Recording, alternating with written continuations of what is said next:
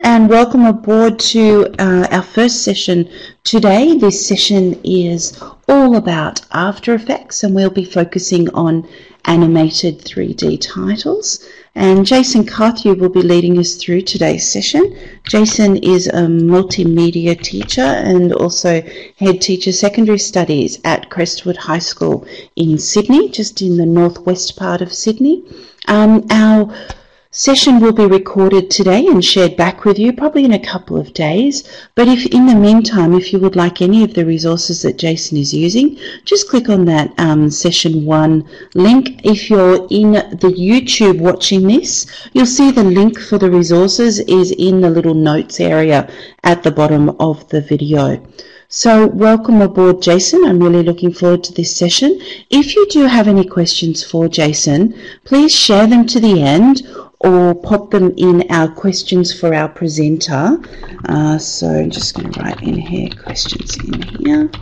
And Jason will get to those at the end of our session.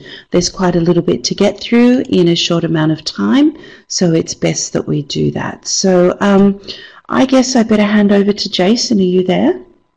Yes, I am. Hello, everyone, and good morning, good evening, good afternoon, by the looks of it. Should I start now, straight off the bat? Absolutely. So I'm going to mute myself and keep an eye on the chat for you, Jason. All right, thank you. Are you sharing? Yes. Just about to do it. It's always the dodgy part. Okay.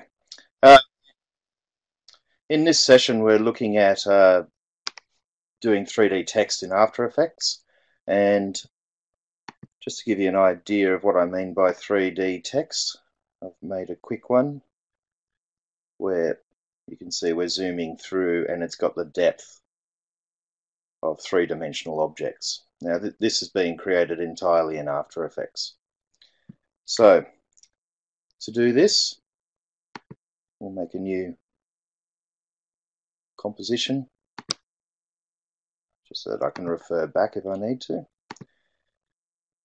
And with 3D, you probably have already seen how to create a new text layer by just going up to Layer and New, and we'll type 3D. So straight off the bat, you're probably looking at After Effects like this, where you've got a single view and you type in your text, and I'll pick up the resolution a bit. I've done that for a reason. As you probably realize, After Effects is quite resource heavy. So I've got my 3D text. Now in the timeline here, you'll notice there's a few boxes along here. You can turn it into a 3D shape. And this is the important part to this, because once you turn it into a 3D shape, you get in your drop down here of features, instead of just transform like you'd probably see in many things you put in before, we get a geometry option and material option. In the geometry option, in the drop down there, we can change what we call our extrusion depth. So what I'm doing there is drawing out the shape. So if I rotate, which is W on the keyboard, notice that I can turn my text and it'll look a bit thicker on the side. Now, not very easy to see this way, which is one of the reasons that we also need to add a light. So we get our light. Spotlight's not bad.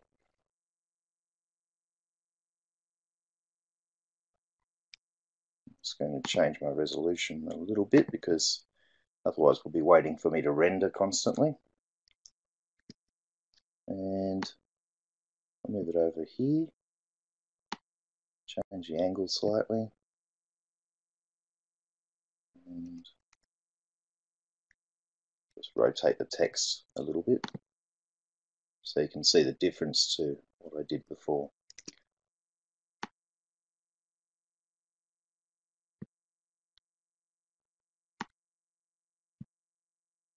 Now you can play around with lighting quite a lot. You can play with the material options of your text as well, which will give you a lot of options in terms of light and reflection or shadows. But at this point, all I really want to show you is that we do have bona fide 3D made straight out of After Effects. Now this is all very great, but what do we do with it? To really take advantage of 3D objects in After Effects, you quite often want to not rely on moving them around, but use a camera. So we go to the layer and create a camera. And I'm going to leave what options I've got on there at the moment. And this camera is a virtual camera. So just like you've been filming a video in some way, you use your camera to around the stage or the environment. However, when I want to move my camera, if I'm looking straight through it, you can't see what you're doing. And this is where these multiple views is very useful. So what I did there was change to 2 views, and you can see on the right here is the active camera. So this is what we see in terms of our footage. But over on the left here, you'll notice that I've got my light, my camera, and if I zoom in a lot here, you can see the 3D text as well. So if I highlight it, you can see there, I can move it around a bit more again. So these are the basic principles to using the 3D text. Now, if I choose my camera and drag along the x-axis, this is where our rendering is going to slow us down, so I'll change that. You'll notice that I'm now moving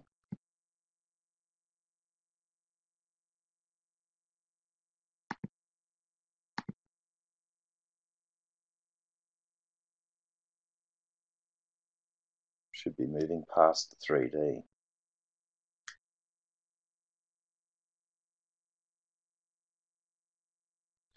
And I do suggest for your workflows, if you really want to see what's going on, I think my camera's got some unusual option at the moment, which has made it blurry. So what I'm going to do, just for the sake of getting this right for you, I'm going to add my camera again and make sure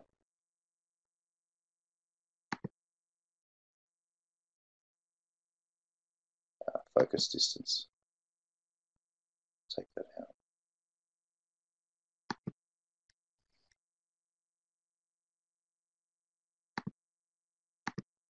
Hopefully this will be a little better. Yeah, that looks better. So I'm moving my camera in, and you can see the 3D is working. So I'll jump back to my other composition. Now that you've seen creating that, if I move my camera through there, I can actually zoom straight through the text, and then I had another layer in the distance to come through again. So we have 3D space and X, Y, Z axes on everything. And just to show you the second one, you can see out here what looks like off the stage in this view. You just ignore this black screen here and consider that a top view in terms of positioning your objects. The other thing that was mentioned was putting it into a chroma key environment. So that's just creating 3D effects. You can animate the text if you want, or you can animate the camera. And just a quick review of animating these things is it's quite simple. In our drop-down menu on Transform, you can turn on the timers and they set keyframes. So I'll just turn it off for the moment so you can get a fresh look.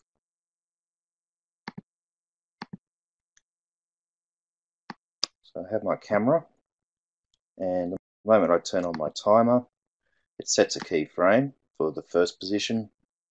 I might go to the end of the timeline or close to it.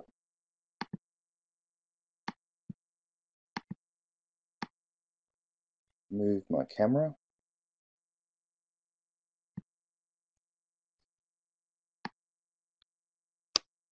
Now, this will be a little slow because After Effects, I often call the Photoshop of video, is just as resource hungry. So you can see it's automatically now playing back in RAM. Slowly, but if I export it out, it'll be quite smooth. And that's animating the camera to work in that 3D space. So to pop back to my other composition, which are all in the resources here, I've played with the concept a bit. So I thought getting this really ancient television might be nice, suggesting we can really update it to what current televisions can do.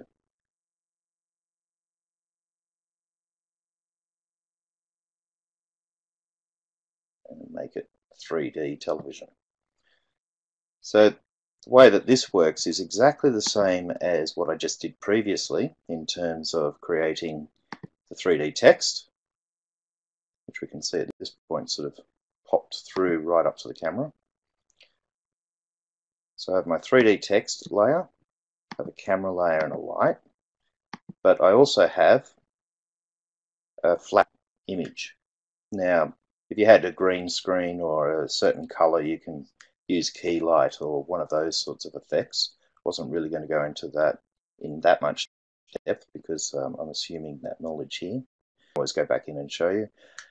I masked out the screen, and if I zoom in on the stage here, you'll see there's my screen, or sorry, there's my television screen, I should call it. That's the object there. It's 3D as well, even though it's a flat image, I've made it 3D so that I can use my text in that 3D space with it. So I've actually animated the text here. So the text moves around until it appears in the chroma keyed area, or in this case a masked area. And then I didn't really animate the movement of the text a great deal. I did do it a bit, but I also animated the extrusion depth. So I actually made it extrude even further over time. And that's what we're seeing there, giving it that nice deep depth of field. So the key point to putting in 3D text and utilizing its three-dimensionality, if there is such a word, is one, to create the text, make it 3D box, changing your depth to whatever you need to. You can play around with your bevel depths and things like that as well. They're things that I suggest to experiment with. Ensure you've got lighting on it to really show the shadows and the edges or the sides. And in terms of positioning with chroma keyed footage, you can take advantage of the positioning of your objects. So, like I said, the only difference between what I showed you before and this is this television layer, which instead of animating the camera, I've animated the text. Now you can obviously rotate it, you could tumble the text and play around with those concepts. So I hope that wasn't too fast, because I want to leave room open to answer questions as well. So I might pop back in.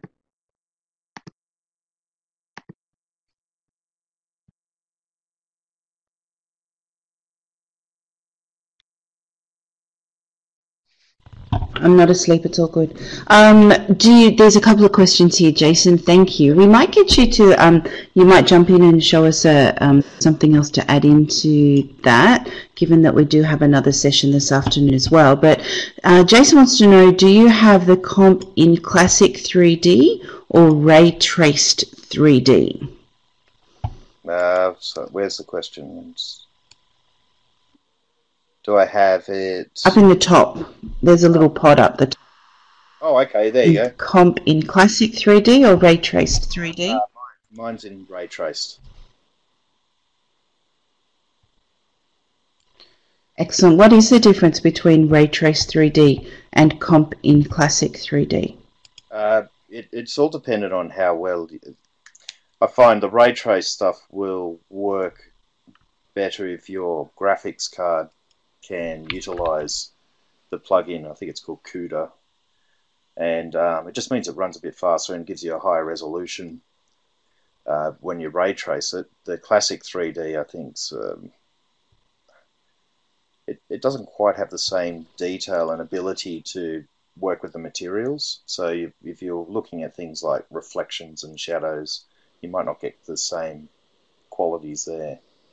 But to be honest, I haven't really worked with the classic 3D in a long time, so I'm not really clear on the differences there now, because, you know, as you go through versions of After Effects, all of it changes without you realizing. But to answer the question, And I was just saying mine's ray traced. excellent. So. Okay, cool. So what are your favorite resources for After Effects? And I'll just pop a couple of things while you're talking. Well, for After Effects, depending how far you want to go with it, Video Copilot is a really great website for taking it that little bit further and really working out, I guess, how far you can take After Effects. So they show you all sorts of things like particle effects, complex special effects, things like that. So, but to begin with, it's a really hard one. The resources out there for the basics is sort of hard to find. I mean, obviously you get a few tutorial videos from Adobe themselves, and they will cover a few things. But just like Photoshop, we can use it in so many different ways. So it's a hard one to answer for the resources, I'm afraid. Probably something I need to do more of myself in terms of creating them. Cool. Do you have any examples of what your students have done on your computer there that you could show us? Good question. I might have to have a little search, so you might have to bear with me on that. Okay.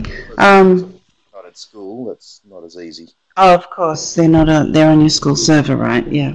Okay. So if somebody is starting with After Effects, what's the first thing you suggest they do? What's the first nice little entry activity that they could do? I think with After Effects, the first thing you really want to understand is how to apply effects to footage. So I'll jump in and I'll show you this. This is like your After Effects beginner's guide if you want, because jumping into the 3D text and 3D space is quite a big leap in reality. So I'll just do a new composition again and change it back to the view that you would see.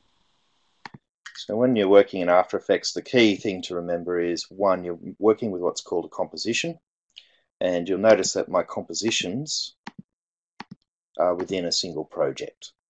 So you can really play around with the concept of a composition within a composition within a composition, and this is where we apply some effects to a piece of footage or create an animation that we can put inside another composition if you want to. And it's sort of, you want composition inception, if you know the film Inception. But yeah, start with a composition, and I'm going to see what footage I do have.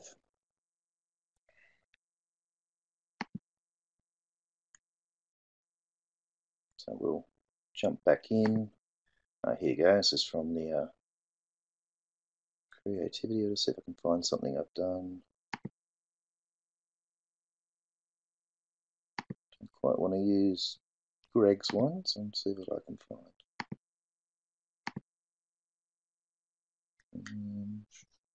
Excuse this, guys. I wasn't quite ready to jump into this part. Got there. Oh, there you go. We can use Rowan. This will be my son. So what I've done there is we import footage into our project file, and this is sort of where your assets are, and I can refer to compositions if I want, but I can also refer to a graphic that I've imported or a video. When you bring this over to the stage, so I've dragged it into the screen, you can see it's set correctly. You now have a layer in the timeline down the bottom here. And in Photoshop and most other sort of multimedia or media producing software, you work with layers. So you get a lot of the same capabilities with layers, such as changing the modes, like you see in Photoshop. Change if you've got something behind it. But you also have, in my window, I just don't have my effects showing, a whole lot of effects over on the right in this case. I just went to window and made them appear. And you can play around with a couple of things. Here we go, let's try an obvious one. I should have thrown this into mine. You've got bad TV as a special effect. So we drag this effect over onto our footage. You can see it's made it look sort of fairly dodgy, but you can also play with all of these settings for your effects over here in the effects controls. And it's really good to just experiment, to be honest. Play around with it, see what you can get out of it, because sort of through play in this, you'll probably stumble across a few nice ideas. So just play with it, make it look really bad, and you can see I've got my footage now sort of distorted or just slightly destroyed, give a bad TV effect.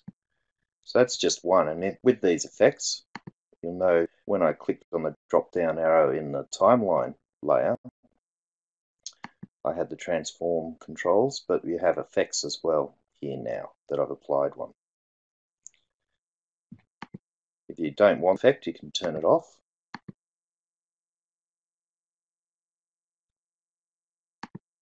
So on. But in this case, I'll go back again. Let's find another one. So that's the original footage again.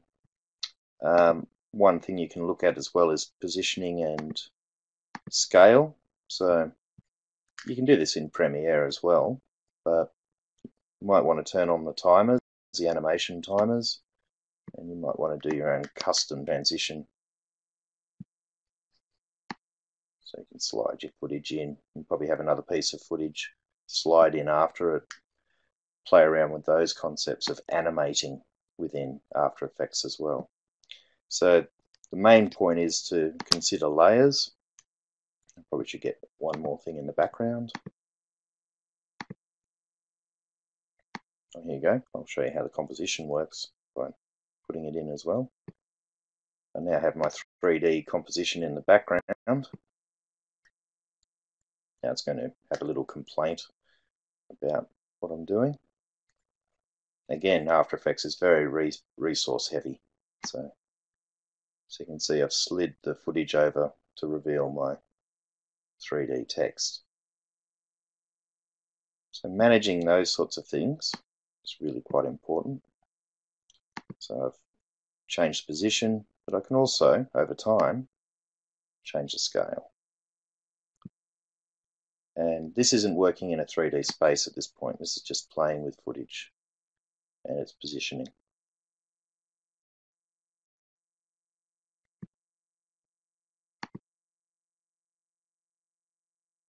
Okay. I'm just trying to think if there's anything else that is crucial. I mean, you've seen how you can adjust your effects, where the changes are in the timeline, and how compositions can go within a composition. So all my work that I did on that 3D text is now in this composition as well. Go on, Pip. There's a question on what's your favourite effect in After Effects? Yeah, that's a good question. I don't really approach After Effects as software where you get your presets and put them in there. Although they're good fun, like the bad TV, for instance.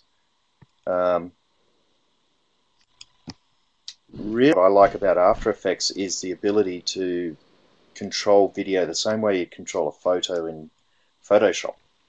So instead of just applying a filter in Photoshop, I'm sure a lot of people use those filters in Photoshop sparingly these days because they're really obvious quite often when they're done. And when you really work with Photoshop and tweak it using modes and masks and all those sorts of tools, you find that you're getting far more control over it. So it's the capabilities of After Effects that I actually like the most. Special effects that you just apply. There's so much software out there that does quick and easy specular things if you want, but they lack the controls that you get here. And it's really all in the controls in After Effects. So I'm afraid I probably didn't answer that question that well in terms of favourite effect. I mean, one of the things that is quite useful is your colour control. So if you want to colour correct and make footage look either noirish, film noir type style, to do that in After quite well. There are other colour programs out there which are good, but there's that. I'm trying to think if there's anything else off the top of my head in terms of effects. There's what's called colour finessing. That's it. As well. So, yeah, it's more the capabilities of After Effects than the effects and presets that you can throw on it that I like. Excellent, thank you. And then what file format does the 3D text render as to be added to my Premiere? I'm just going to change layouts, but we'll keep asking questions. So what file format does the 3D text render as? Okay. I wouldn't render your 3D text to go put into Premiere because in reality the workflow should be you start in Premiere to edit your footage. So you might do a rough cut there and you end up with a slice of footage in your timeline that you want to add your 3D text to. So what you do there is you right click on that and replace with an After Effects composition. And so what that does is it goes straight out to After Effects. You do all your work that you just saw me do, and it automatically gets applied within Premiere. So there's no real rendering out or file type that you have to worry about. It just automatically goes in. Excellent, thank you. And how about using plugins for 3D titles in After Effects? Are they faster? Well, they probably would be faster in terms of creating a text effect. So you'll get your 3D capability quite quickly in After Effects. I don't see why you need the plugin a great deal. However, you want to start applying materials to the face of the text and probably make it look more like metal or one of those sorts of things. The plugins will really help with that. Fantastic, thank you. Well, it nearly is time to finish this session. Don't forget the actual session and all the files that Jason has used will be available at this link, and this will be emailed to you as well in a couple of days, so you'll be able to get to it there. Jason has done, thank you very much for showing us the 3D titles. At 3 p.m. in Californian time, we'll be coming back to see how we can create virtual 3D backgrounds using After Effects as well. So hopefully you'll all come and join us. Before you go though, please do give us a little bit of feedback through the little polls that are on the left hand side so that we can enter that into our details. And we will see you all at 3 p.m. Californian time in about 6.5, 7 hours. So thank you very much. Thank you very much, Jason, and thank you everyone. Thanks a lot, everyone. Okay, thank you. I'm just going to place everyone on hold.